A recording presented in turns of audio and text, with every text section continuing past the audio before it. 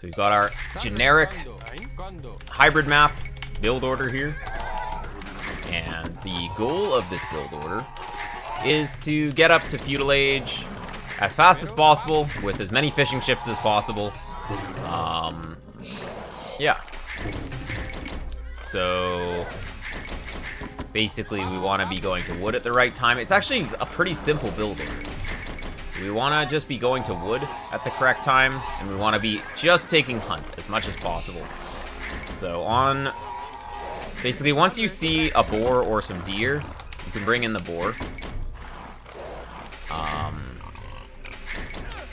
We still just want to get to 6 on food because that's going to maintain our TC, and then we just go to wood. So basically like here, we can just kill the boar. Get it with 3 shots here. There we go. And then, so now we have 6 on food. Now we just want to go to wood. Once you have everything scouted, like you can use the sheep to scout pretty much because you're not actually eating them for a really long time. So we got a really good wood line here. This is kind of a good case for, like, you'd be happy with this map if you got it. Usually you're going to get a worse map in terms of, you're going to have further wood, maybe further dock. But anyways, let's see how this goes. So I know my deer are here, so we want to push all of them. And, yeah, we really want to avoid taking any sheep here.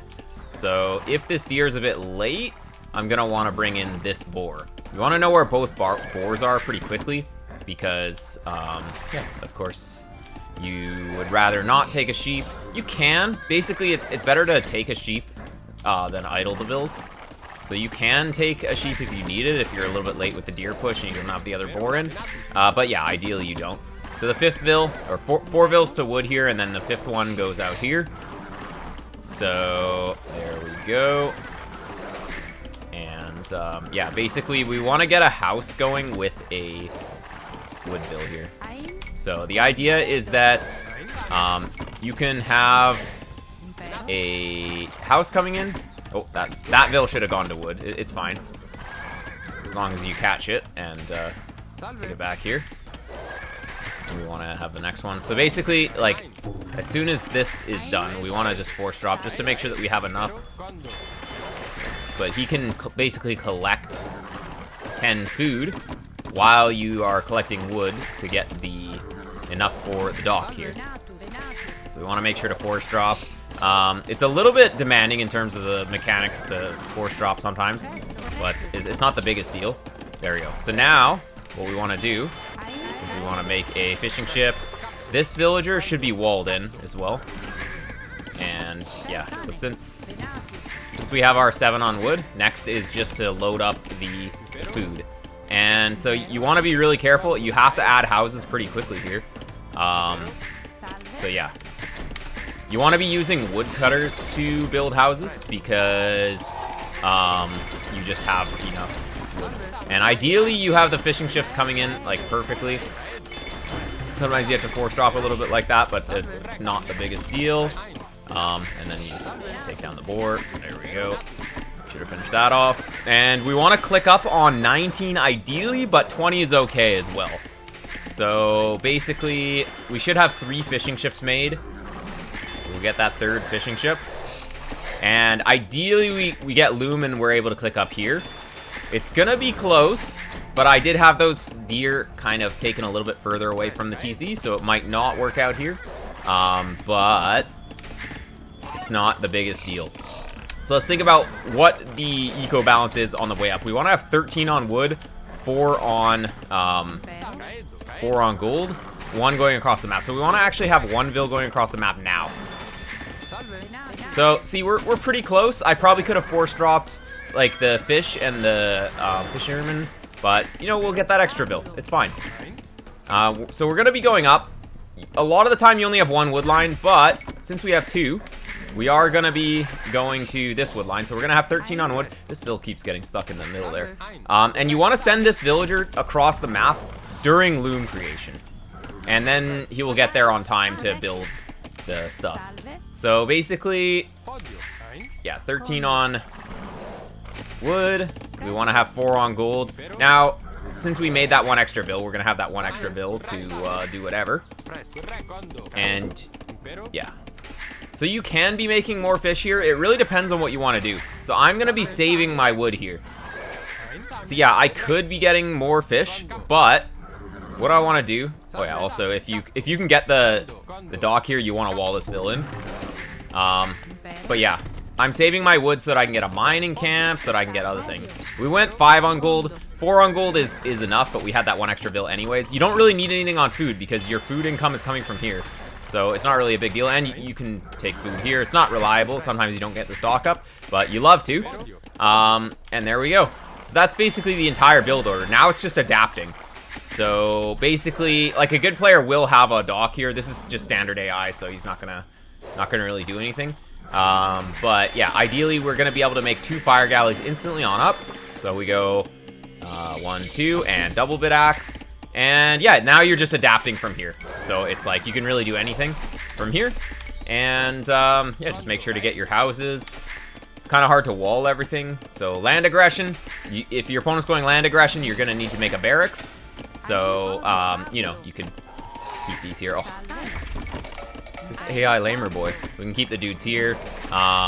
You know, if we want to make a barracks here, we can get a barracks, and then that's gonna be able to. You're gonna be able to make spears. Fire galley here. Usually, you'd make a galley in your own area. So fire galley is probably not good here, but it would have been a regular galley. Fire galley if your opponent already has a dock in your pond, or otherwise you'd make a galley.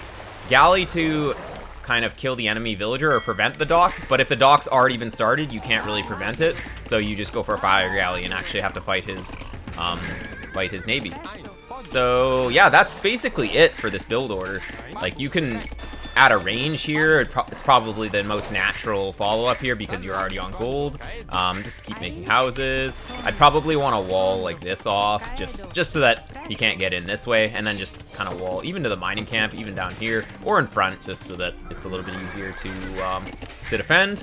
And yeah, so most of your food income is really just coming from fish, or at least a lot of it. So you can kind of just get fletching pretty early because you can just afford everything. Like, once this is up, we can start making range units.